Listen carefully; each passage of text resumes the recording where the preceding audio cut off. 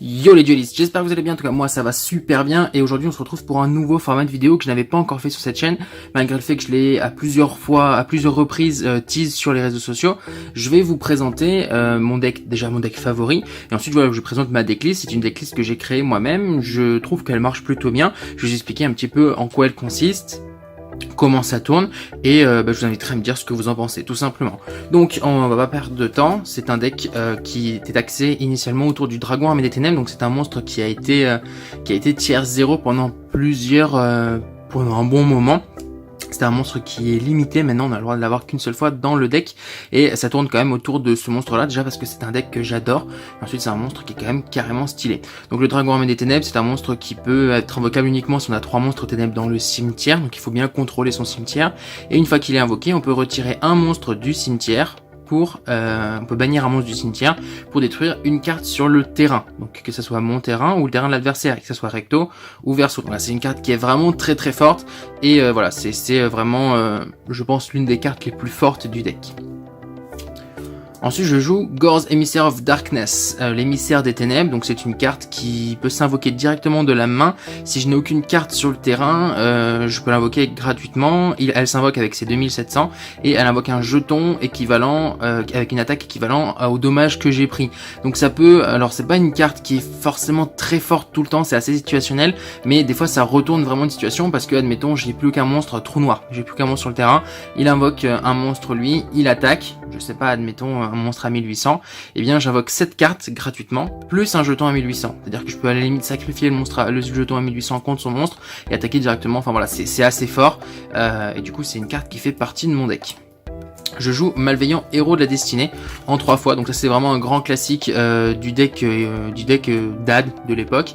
Malveillant, c'est un monstre, une fois qu'il est dans le cimetière, on peut en retirer un pour en invoquer un autre du deck. L'intérêt c'est qu'il a 6 étoiles, parce qu'il est pas très fort, hein, 800 c'est pas extraordinaire, mais 6 étoiles pour de la syntonisation c'est extrêmement fort. Et puis je vous dis, c'est toujours pareil, une fois qu'on a Synto, il est dans le cimetière, on en retire un, on en invoque un nouveau, et je vous expliquerai un petit peu par la suite comment on fait pour faire plein de Synto dans le même tour. Donc 3 Malveillants. Bah, ils sont juste là en fait. Je joue également 3 zombies épidémiques. Donc zombie épidémique, c'est un synthoniseur de 2 étoiles et si cette carte est dans votre cimetière, vous pouvez placer une carte depuis votre main au-dessus de votre deck, invoquer spécialement cette carte, mais bannissez-la lorsqu'elle quitte le terrain. C'est-à-dire que je peux l'envoyer gratuitement au cimetière. Je vous verrai tout à l'heure, j'ai des cartes qui peuvent envoyer des monstres au cimetière.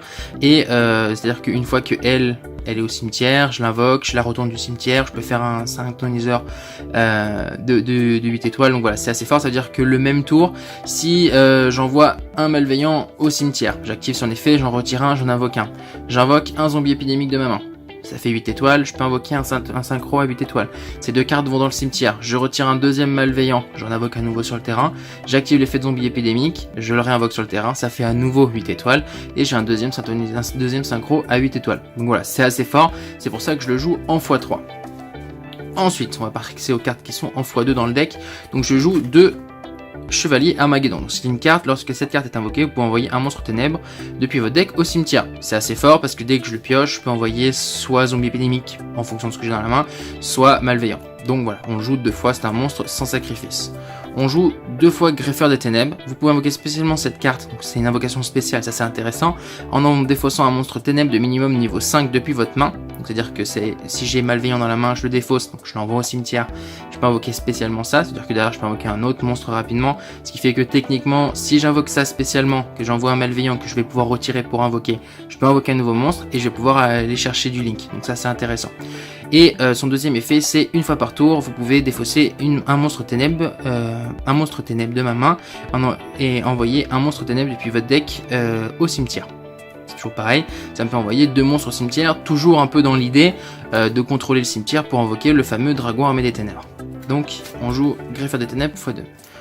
Harlequin Psy, alors je joue pas Télédad qui sait jouer beaucoup, mais j'ai quand même gardé les 2 Harlequin Psy parce que c'était toujours c'est un synthoniseur 2 étoiles, et surtout en fonction de la situation où je suis, ça peut me permettre de tenir, puisque en payant 800 life points, on peut tout simplement annuler l'attaque d'un monstre, donc garder mon Harlequin Psy sur le terrain, et je peux l'activer autant de fois que je veux. C'est-à-dire que du coup, si vous avez 3 monstres, je paye 1600, 2400, et mon Harlequin Psy n'est pas détruit, donc le tour prochain j'ai plus de chance. Je joue également Protecteur Mortuaire. Alors Protecteur Mortuaire, c'est une carte qui n'a aucun intérêt si ce n'est d'aller dans le cimetière, et peut-être un petit peu pour faire du synchro des fois. Retirez cette carte depuis votre cimetière et annulez l'attaque d'un monstre contrôlé par votre adversaire. Donc c'est dans une position difficile. Oui, comme vous avez pu le voir, j'ai beaucoup de cartes qui envoient des monstres au cimetière, et bien le Protecteur Mortuaire va me faire gagner un petit peu de temps, tout simplement. Un peu particulier parce que je sais que c'était très peu présent dans les decks. Je joue Défenseur, Héros de la Destinée, toujours un petit peu pour m'en sortir. Elle reste pas longtemps sur le terrain puisque ça veut dire que sinon mon adversaire pioche une carte supplémentaire pendant sa draw phase, pendant sa standby phase, pardon. Donc voilà, c'est une carte qui donne de l'avantage à l'adversaire. Par contre, le 2700 de défense peut surprendre et ça reste un héros de la destinée, je vous expliquerai. Donc c'est une carte qui reste pas longtemps sur le terrain, qui sert généralement à tempo 1 tour, 2 tours grand max. Mais voilà, ça reste un héros de la destinée, je vous expliquerai pourquoi tout à l'heure. Corbeau Dédé, pareil, c'est une carte qui va me permettre de cancel certains combos. Vous pouvez défausser, donc c'est un effet rapide, je peux le faire n'importe quand. Vous pouvez défausser cette carte au cimetière, puis cibler une carte dans le cimetière de l'adversaire et bannissez-la. Donc l'avantage également, c'est que je peux la défausser. C'est un monstre ténèbres, c'est un deck full ténèbres de toute façon. C'est un monstre ténèbres, donc ça peut me permettre encore une fois de contrôler un petit peu mon cimetière avec un nombre de monstres ténèbres qui se rapproche de 3. Dans le jeu diamant, héros de la destinée, donc à nouveau un héros de la destinée. L'effet est un peu compliqué à expliquer. Le mieux c'est que je vous laisse lire l'effet de la carte. Donc c'est une carte qui est assez forte et qui me permet de rapidement faire tourner mon deck, mine de rien. Tac. Et on a fini avec les monstres. Donc on a quand même un bon paquet de monstres, mais vous allez voir que le paquet de cartes magie et pièges est quand même assez conséquent. Évidemment, on joue Invitation des Ténèbres x3, vu que c'est un deck ténèbres. On va chercher la distribution en anglais. En français, piochez 2 cartes, puis retirez un monstre ténèbres depuis votre main. Si vous n'avez aucun monstre ténèbres à retirer dans votre main, envoyez toutes les cartes de votre main au cimetière. Vu que c'est un deck ténèbres, je peux retirer facilement des monstres, et ça me fait piocher. Ça, c'est super important, piocher dans ce deck, parce que ça me fait vite tourner, en fait, ça fait piocher en règle générale, c'est important. Et c'est vrai que dans ce deck-là, je peux rapidement piocher. Je joue 2 pioches de la destinée. C'est aussi pour ça que j'ai laissé défenseur, parce que ça me permet de pouvoir l'utiliser. Des fois je me retrouve sans héros de la destinée dans les mains, donc c'est un peu gênant. Défenseur fait quand même bien le travail, il peut être pratique. Donc j'ai laissé défenseur et du coup je joue 2 pioches de la destinée qui me permettent de défausser un héros de la destinée de ma main et piocher 2 cartes, tout simplement. Je joue, petite nouveauté, petite mise à jour de mon deck, je joue 3 boucs émissaires pour la simple et bonne raison que, comme vous avez pu le voir ici, il y a du link. Donc évidemment les links vont de pair avec les boucs émissaires, donc évidemment je le joue x3. Je joue évidemment un Regeki. Bon, le mien est abîmé, mais c'est un Regeki qui tourne et qui est accepté en tournoi. Je joue un Typhon d'espace mystique, carte magie rapide qui peut être pratique. Un contrôleur d'ennemis. Je joue principalement contrôleur d'ennemis pour prendre le contrôle des monstres adverses pour pouvoir les tuto. D'autant plus que ça fonctionne avec bouc émissaire, donc ça peut être assez fort. Et puis ça peut permettre de contrer et de passer un autocast si besoin. Un Monster Reborn, évidemment, c'est le nom de la chaîne, c'est une carte que j'apprécie énormément. D'ailleurs, celle-là est vraiment magnifique, et du coup, c'est une carte qui fait partie de mon deck, je vous explique pas l'effet, vous le connaissez. Sacrifice inutile, j'ai dit tout à l'heure à plusieurs reprises que il y avait plusieurs cartes de mon deck qui n'étaient faites que pour aller dans le cimetière. Mais Sacrifice inutile les envoie gratuitement dans le cimetière. Un Jugement solennel, cette carte est assez connue, assez forte, elle coûte beaucoup, parce que du coup, on peut payer la moitié de ses life points, donc si on a 8000 life points, ça nous coûte cher. S'il nous reste 500 life points, c'est honnête. Bon, un Jugement solennel. Je joue 2 Illusions des Ténèbres. Donc c'est une carte piège que j'apprécie beaucoup. Elle a le même effet en fait que Jugement solennel, sauf qu'on paye pas de life points, à condition que annuler l'activation d'une carte magie piège ou l'effet d'un monstre à effet qui cible un monstre ténèbres face recto et détruisez la carte. En fait, cette carte ne peut s'activer que si l'adversaire cible un monstre ténèbres, étant donné que mon deck ténèbres et mon deck est full ténèbres, mais du coup Illusion des Ténèbres fait bien le travail, mine de rien. Donc je la joue x2. Je joue 3 Force Miroir, parce que voilà, c'est Force Miroir, c'est fort, j'apprécie beaucoup cette carte, je trouve que ça surprend. Donc 3 Force Miroir. Un 7 outils du bandit, alors elle est pas mal controversée cette carte, parce que beaucoup me disent oui mais 7 outils du bandit c'est pas forcément très fort, etc. Il y a d'autres cartes qui sont plus fortes que ça. Effectivement, il y a des cartes comme H, etc. Mais avec Invitation des Ténèbres, etc. j'ai pas forcément la place pour une H, voire 2. Donc je préfère jouer 7 outils du bandit, et de toute façon mes combos à moi sont vraiment très sujets à se faire casser. Donc autant avoir une carte qui permet de contrer un petit peu ça, tout simplement. Et la dernière carte de mon deck n'est autre que Hommage Torrentiel, toujours pour essayer de clean le board adverse et et de passer l'OTK, quoi, tout simplement. C'est un deck qui tourne assez rapidement. Du coup c'est un deck qui tourne plutôt fort. Moi j'ai fait plusieurs duels, donc j'ai joué contre Toon, j'ai joué contre Valkyrie, j'ai joué contre Ninja, j'ai joué contre Parsat, et à chaque fois c'est alors j'ai eu des défaites, j'ai eu des victoires, mais l'OTK passe, c'est un deck qui est fort, qui je pense qui est sous-estimé. Si toutefois Konami daignait délimiter notre Dragon Armé des Ténèbres, je pense qu'il serait encore plus fort. Mais voilà, aujourd'hui c'est pas le cas, et en tout cas ce deck là fonctionne. Maintenant que je vous ai montré le deck, je vais vous montrer l'extra deck. Donc l'extra deck qui encore une fois est une composition de ma part. Évidemment ça c'est inspiré de decklists qui existent, mais ajouté un petit peu à ma sauce avec des cartes qui sont pas habituellement jouées. Donc le décodeur bavard que je joue 2 fois. Parce que pour moi c'est une carte qui est très très forte, déjà parce qu'elle l'aide beaucoup à passer l'OTK, parce qu'elle monte vite à 3003, et aussi parce qu'elle permet d'annuler pas mal d'effets. Comme je vous ai dit, mon deck est vraiment sujet à plein de... Dès qu'il est cassé, en fait dès qu'un combo est cassé, ça ralentit vraiment mon deck, donc le décodeur bavard me permet d'éviter ça quand je le peux. Je joue également transcodeur bavard, parce que ses pointages sont assez intéressants, et puis son effet également, et puis 2003 pour un ligne 3, c'est assez intéressant. Je joue 2 dragons proxy parce qu'il est très simple à invoquer, notamment avec les jetons. Donc voilà, et puis bah, ça peut être pas mal en fin de game, en fonction des jetons qui me restent ou des monstres qui me restent, d'utiliser son effet, c'est assez fort. Donc 2 dragons proxy. Je joue cette carte, Testintrulcan, parce qu'elle est simple à invoquer, parce que des fois j'ai que ça sur le terrain, et puis parce que c'est un monstre de ténèbres, donc ça me permet encore une fois, vu qu'il faut 2 monstres à effet, et bien tout simplement d'envoyer des monstres au cimetière, donc c'est une carte qui est assez intéressante. Je joue un isolant de l'espace, c'est la dernière carte Link de mon deck, parce qu'elle est simple à utiliser, et parce que son effet peut parfois aider. Voilà, c'est une carte encore une fois qui n'est pas forcément main dans le deck, qui est un petit peu jouée de temps en temps, mais que j'apprécie énormément.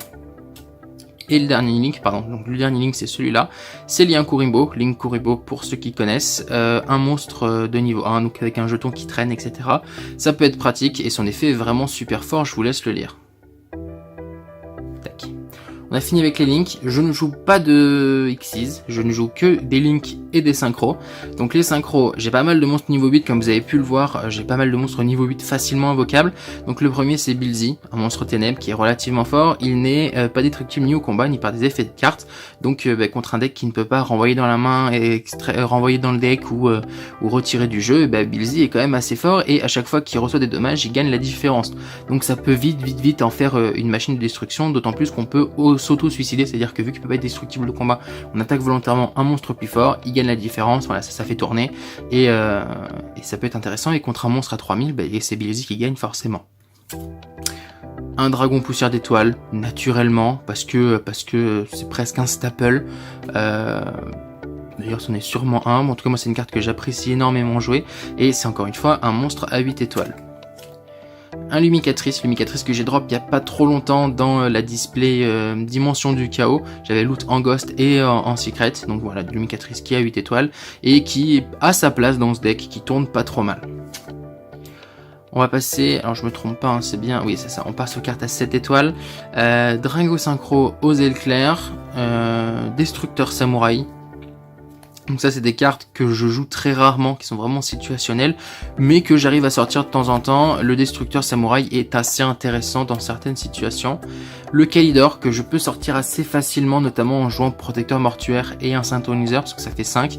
L'avantage de Kalidor, c'est qu'il peut me sortir de situations assez compliquées, puisque si cette carte combat un monstre non ténèbres, détruisez ce monstre sans effectuer le calcul de dommages. Donc contre un monstre qui est très fort, j'ai pas d'idée en tête, mais il y en a pas mal qui peuvent m'embêter, et Kalidor fonce, et ça nettoie le terrain. Et ça reste un monstre ténèbres. Et hyper bibliothécaire TG, pardon. Le petit lapsus TCG. Lorsqu'un monstre est invoqué par synchronisation, piochez une carte. Donc ça c'est vraiment une carte que je viens invoquer si j'ai de la place, si j'ai l'occasion, etc. Et parce que ça peut me permettre de faire piocher et de me faire tourner mon deck plus rapidement. Et c'était la dernière carte de mon extra deck, puisqu'après ce sont mes jetons. Donc je suis très fier de mes jetons d'ailleurs, ils sont très jolis. Donc voilà. Donc là je vous ai présenté mon deck, je vous ai présenté comment il tourne grosso modo, quels sont les combos, qu'est-ce que je peux faire avec, qu'est-ce que je peux sortir. Les links sortent assez vite, les synchros sortent très vite une fois que les links sont en place. Donc c'est un deck qui tourne assez vite, l'OTK passe, donc ça c'est intéressant. D'autant plus quand on arrive à avoir Dragon Armée des Ténèbres, les cartes de pioche sont présentes. On a quand même mine de rien 5 cartes qui sont utiles que pour faire piocher 10 cartes, donc ça veut dire que sur un deck de 40 cartes, il y a déjà 15 cartes qui s'envolent très rapidement, donc il ne reste plus que 25 cartes, et des cartes qui tournent très vite avec des cartes qu'on peut aller sacrifier, etc. Donc c'est un deck qui tourne vite. Dès qu'on arrive à avoir Dragon Armée des Ténèbres, on retire tout ce qui traîne dans notre cimetière, on continue d'en envoyer pour continuer d'utiliser l'effet, puis après le board est clean et on n'a plus qu'à attaquer. Voilà, je vous ai présenté mon petit deck, j'en suis assez fier, j'ai mis un petit peu de temps à l'optimiser, etc. Maintenant il tourne plutôt bien. Si ça vous a plu, n'hésitez pas à le dire, n'hésitez pas à lâcher un petit pouce bleu. Si vous avez des recommandations ou des choses, si vous aussi vous jouez Dragon Armée des Ténèbres et que vous avez des choses à modifier, n'hésitez pas à me le dire, je suis ouvert malgré le fait que c'est moi qui fais la decklist et que je trouve qu'elle tourne bien maintenant. C'est pour ça que je vous fais cette vidéo. Je suis toujours ouvert à des propositions. Il y a peut-être des cartes qui vous allez me dire, bah elles ont pas leur place, ou peut-être que cette carte aura plus la place que celle-ci. Enfin, bref, je suis à votre écoute. Si ça vous a plu, n'hésitez pas à vous abonner à la chaîne également. Si c'est la première fois que vous passez, le petit abonnement en plus, ça fait toujours plaisir et moi ça m'encourage à faire d'autres vidéos. Si ce format vous a plu, dites-le moi. Clairement, moi c'est la première fois que je présente un de mes decks, d'autant plus que c'est une de mes créations perso. Donc dites-moi ce que vous en pensez, dites-moi tout ça. On va pas faire durer cette vidéo plus longtemps. Je vous remercie de l'avoir visionné. J'espère que ça vous a plu. Sur ce, faites de nombreux duels et collections de cartes et surtout prenez soin de vous. Allez, ciao.